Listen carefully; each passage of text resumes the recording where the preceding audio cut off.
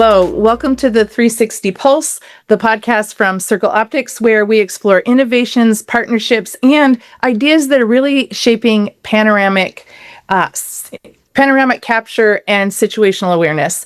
And I'm your host, Jennifer Sertl. I'm the VP of Marketing and Partnerships. And one of the things I love most about my role is really being able to celebrate innovators and engineers that are doing remarkable things. And on today's program, it's primarily going to be the conversation between our very own engineer, Steve Feller, as well as CEO Lucas Young from Deepnight AI. And I will go ahead and let them just say a little bit about themselves and jump in. And I'll start, Steve. Go ahead and introduce yourself real quick. Yeah, sure. Steve Feller. I'm a product manager at Circle Optics. I have a long background in camera array imaging systems and worked on everything from the software to deployment and shipping it out. Fantastic. Great. Hey, everyone. I'm Lucas. I'm the founder and CEO of Deepnight. I've started working with Circle Optics, I think, around March this year, so it's great to know you guys. That's exciting. As we start, Steve, I want to start with you. What operational challenge were we trying to solve when we began exploring AI-based low light enhancement that led you to Deepnight? Yeah, sure. So, Circle Optics, as you know, and the listeners, I guess, would know, if that's the right terminology, know that we build these wide field of view panoramic cameras that try and capture the whole scene, but they require light, and that's really a limiting factor if you're looking at security applications, military applications, defense, things like that. And so we were looking at ways to expand the ranges where our cameras had use outside of daylight. And so we were looking at what we could do in low light situations. We explored infrared, but they're extremely expensive. They're still valuable. And then our CEO, Zach Nyazi, came up with Deepnight as an opportunity because they have some really interesting, cool algorithms that can enhance the low light signals that are there and provide meaningful data. And so that really kind of helps us expand the scope where our cameras have applicability and big impact. And Lucas, I'm really interested in what inspired you to create Deepnight and the limitations in traditional night vision that convinced you that there was actually a better approach. Okay, yeah. So I started off working, for my career, I started working in cameras for consumer electronics. So at the company formerly known as Facebook, working on their big push for reality labs or these wearable augmented reality devices. And then I moved to Google. I was working on the camera algorithms for their smartphone, the Google Pixel. And what both of those products had in common is that they were mobile devices with very small and limited optics. But I think something that's kind of dominated photography, particularly within the past decade or past couple of decades, is that I'd say about 99% of all photos are taken on smartphones, even though the lens on your phone is smaller than a penny, and the lens on your DSLR is going to be maybe 10 or 20 times larger. Still, just almost all photos are just taken by smartphones. So if you think about adoption or usage, by that metric, you have this kind of outsized effect where these very very limited products from a hardware or optical angle just dominate the majority of the photography market.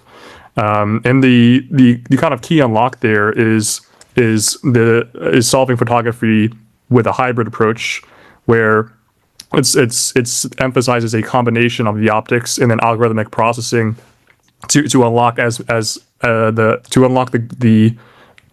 greatest performance out of the smallest aperture, essentially, right? So especially for something like smart glasses, if you want a product where it looks like a normal pair of glasses, it doesn't look like you were some cyborg or robot that's recording everybody, like some sort of surveillance thing. If you just want something that looks like a normal glasses, the optics have to be incredibly tight and well integrated, and you kind of find yourself battling against physics, where there's just a physical limitation of the amount of photons coming in, and we need to use algorithms to reconstruct the best possible picture or best possible image out of that limited signal. But then when I looked at the way that the military was solving night vision, which I would initially think would be a much more advanced kind of technology. In some ways, it was. So the military conventionally uses image intensifier tubes, which is this very refined vacuum sealed technology for photon amplification. Essentially, there's photons that come into this vacuum sealed tube. There's a electron multiplication mechanism, and then way more photons come out. And it uses this very complex vacuum sealed tube process. So in some ways, the military was far more advanced than your generic smartphone at capturing a scene. But in one other way, it was far more archaic. That being that there is no digital processing or no algorithmic processing for military night vision entirely. In fact, there's a fundamental limitation that prevents this. For conventional military night vision, the image coming in or the light coming in actually never gets encoded as a digital signal. It's a fully analog process. So I kind of saw this. I kind of saw this space. I think it was pretty ripe for disruption, in which the way that the problem was fundamentally solved hadn't changed at all in the past 20 or 30 years. It was only refined, and there was a space where it wasn't reaping any of the benefits or rewards in technology that we were seeing from AI or from more complex algorithms. So essentially, my vision for night vision was to solve night vision in a way that more resembles the way that we solve photography and consumer electronics and smartphones or wearable smart glasses, with the hybrid approach of optics with computational processing. And that's how I came to start Deepnight.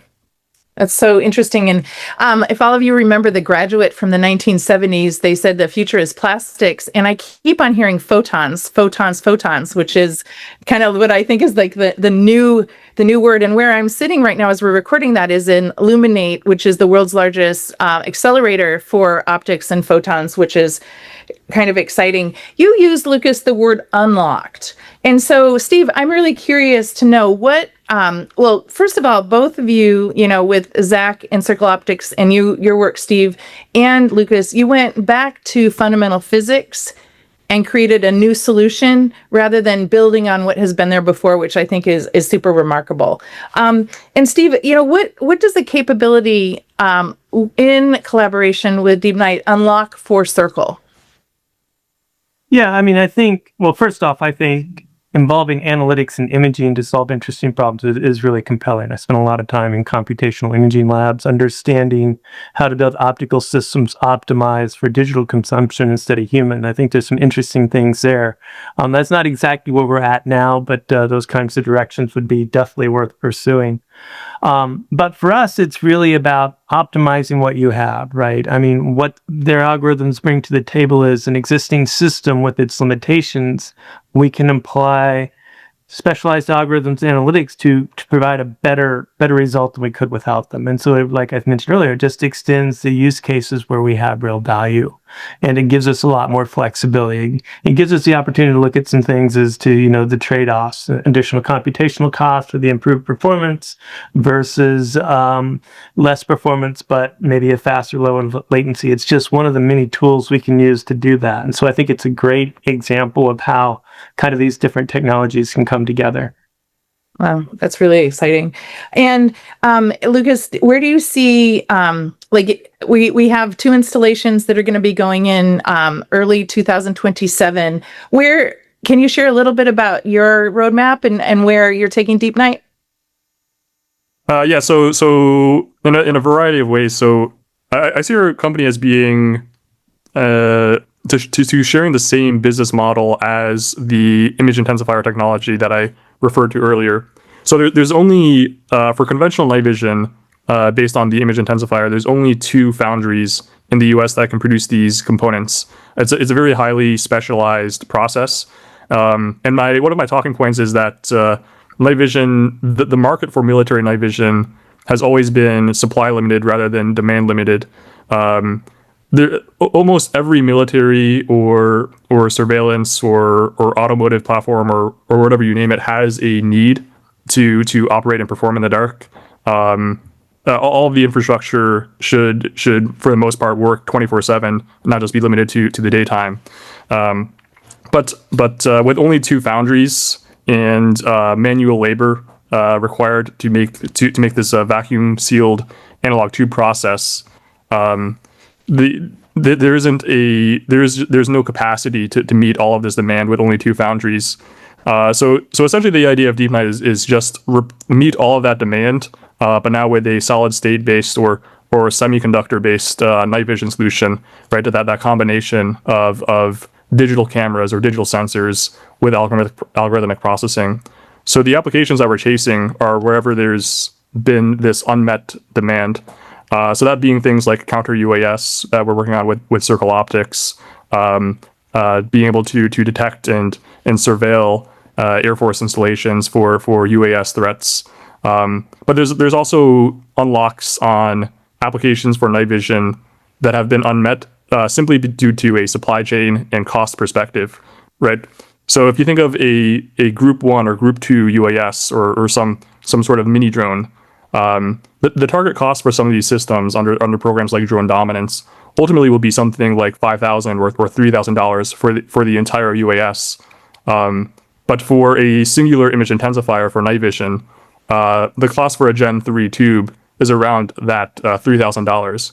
So there's no possible pathway with conventional night vision to making millions or hundreds of thousands of small UAS, Group 1, Group 2 UAS that are low cost, that are able to see in the dark. So that I see that the drone space as a pretty ample opportunity for finding a new application of night vision that has only been limited due to the unmet demand, but not the lack of demand. So essentially, UAS, counter UAS, automotive autonomy applications, every dimension which something could see in the dark, but the main limiting factor to it being able to perform at night has just been the lack of low cost, mass producible supply for it. That's great. Steve, I'm going to give you the last word here, and I feel free to come on and anything that you've heard or anything that you want to say about what you're building with your team going forward. Yeah, sure. I mean, what I really like about what Deepnight's doing is, we're creating, they are really addressing spaces that aren't even defined yet, right? Everyone knows military needs low light.